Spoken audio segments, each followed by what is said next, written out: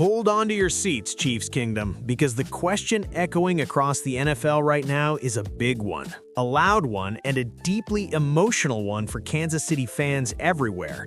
Are we about to see Travis Kelce suit up in red and gold for one more ride in 2026? And if that happens, what does it mean for the Chiefs, for Patrick Mahomes, for Andy Reid's ever-evolving dynasty, and for the league as a whole? Let's set the stage. According to NFL media insider Ian Rappaport, the Kansas City Chiefs absolutely want veteran tight end Travis Kelce back for another season. That's not speculation, that's not wishful thinking from Chiefs Kingdom, that's real interest from the organization. Now, Kelce himself hasn't made a firm decision yet. He's weighing his future, talking with the team, taking stock of where his body is, where his life is, and where this historic career might go next.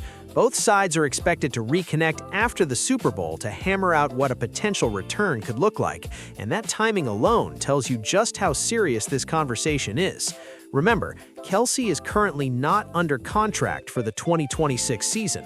Any return would require a brand new deal, and that's where things get interesting.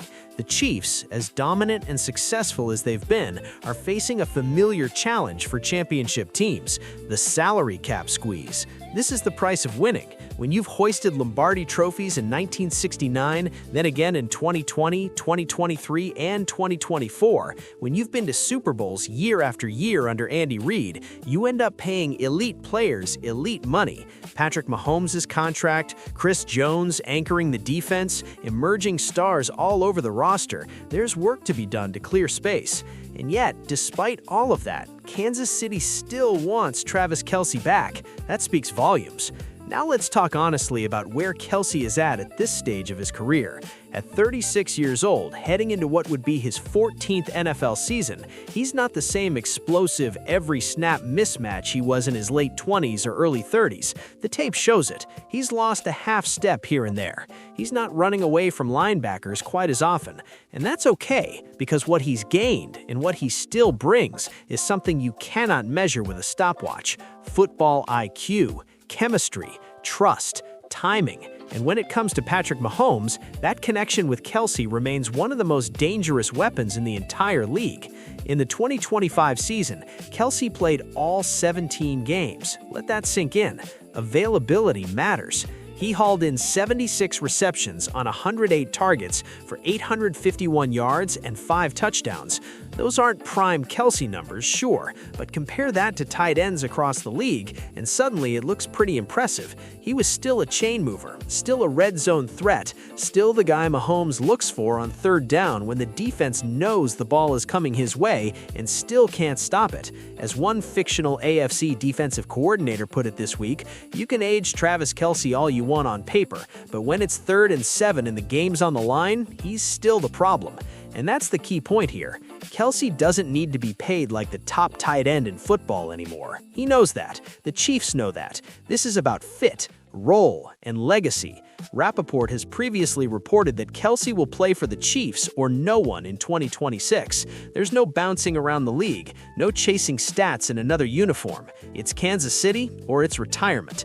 And speaking of retirement, let's acknowledge the off-the-field reality. Whenever Travis Kelce decides to hang it up, the next chapter is already lined up: a booming media presence, podcasts, television opportunities, endorsements everywhere you look. And yes, his highly publicized relationship with global pop icon Taylor Swift, with pending nuptials that have kept him firmly planted in pop culture headlines, far beyond the sports world.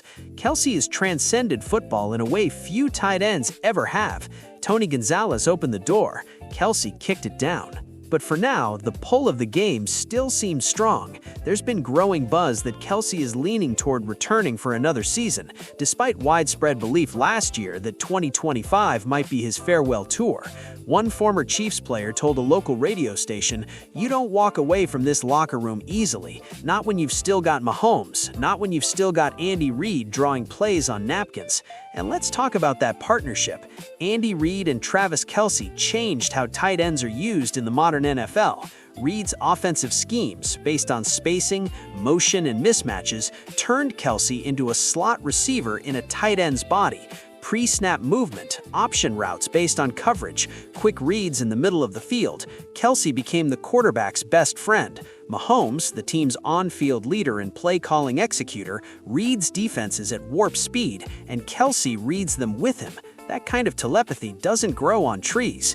Historically, the Chiefs have always valued elite pass catchers at the position, from the days of Tom Dawson spreading the ball in the AFL, to the dominant defensive era of Derek Thomas, to Tony Gonzalez redefining the tight end position in the late 90s and early 2000s. This franchise understands legacy. Travis Kelce is firmly in that lineage. Statistically, he stacks up with anyone. Multiple All-Pro selections, Super Bowl moments, postseason records, and perhaps most importantly, unforgettable plays in the biggest moments, under the brightest lights, in front of the loudest stadium in the league. GEHA Field at Arrowhead Stadium isn't just a venue, it's an experience. It's decibel levels that rattle helmets. It's the tomahawk chop echoing through the Midwest. It's visiting quarterbacks burning timeouts because they can't hear the snap count. Kelce has fed off that energy for a decade. Kansas City Kingdom has grown with him, watched him mature from a raw third-round pick out of Cincinnati in 2013 into a future Hall of Famer. Back then, he was playing on a modest rookie deal, 4 years, just over $3 million total. In 2016, he signed that 6-year, $46.8 million extension that locked him in as a cornerstone. Then came the 4-year, $57.25 million extension in 2020, right as the Chiefs were ascending into dynasty mode. Those contracts weren't just payments, they were statements. And now, any new deal would be another statement, not about dominance, but about continuity, about leadership, about giving young players in that locker room one more year of learning from a master of the craft. From a tactical standpoint, keeping Kelce changes how defenses have to prepare. Even if his snap count is managed, even if his routes are more selective, his presence dictates coverage. Safeties shade inside, linebackers hesitate. That opens lanes for receivers, for Isaiah Pacheco in the run game, for creative play calling in the red zone, that critical area inside the opponent's 20-yard line where games are often decided. The Chiefs' offense has evolved over the years, leaning more on balance and efficiency, but Kelce remains the pressure point. So what does this mean for the future? If Kelce returns, the Chiefs immediately strengthen their Super Bowl window. Yes, they'll still have to navigate cap challenges. Yes, they'll continue developing younger tight ends. But with Mahomes in his prime, Chris Jones anchoring a defense that thrives on disruption, and Andy Reid still scheming circles around opponents, one more year of Travis Kelce could be the difference between a deep playoff run and another parade down Grand Boulevard.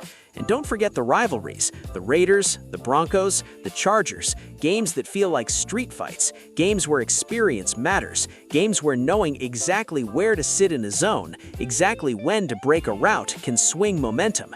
Kelce has lived those moments. He's thrived in them. So, Chiefs Kingdom, as we wait for that post-Super Bowl meeting, as we speculate and debate and refresh our feeds, remember this: dynasties aren't just built on talent, they're built on relationships, on trust, on shared history. And few relationships in modern NFL history are as iconic as Patrick Mahomes and Travis Kelce.